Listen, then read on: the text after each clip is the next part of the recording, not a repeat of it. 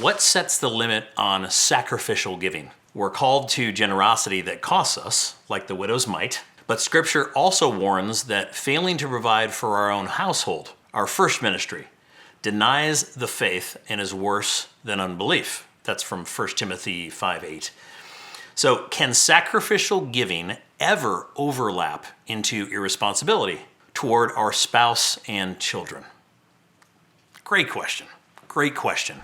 Guys, if you've been blessed by these episodes of Joyful Giving, would you consider hitting like and subscribing to the channel? Every subscription actually alters the algorithm and gets it out to more people. So by taking a second and clicking, you're doing something more than you think. Thanks. Like and subscribe now. Yes. Next question. Seriously. Yeah. Here's the bottom line. We are called to sacrificial giving as we're called to give. That's the key thing that I think our propensity is to go toward, here's my to-do list of things to do, and not what is God guiding me toward? Where is God actually active right now, and how can I get involved? We need to fight off this idea that works matter toward our relationship with God, and that our faith and our heart toward Him in relationship to Him is really all that matters. And the good thing is, the latter one results in the former. Faith results in good works, right? So if we're talking about sacrificial giving as an obligation, well, that's a non-starter. We're not actually obligated to do anything. We're actually brought into a freedom. We've been freed from the curse of sin and death. We've been freed from sin into a totally free, loving relationship with God. Now, we have the opportunity.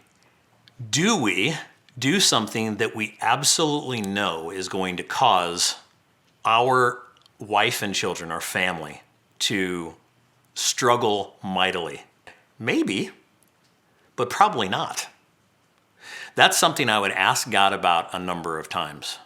I would be real careful not to do knee-jerk reaction giving. I would do more along the lines of, God, are you really telling me to do that?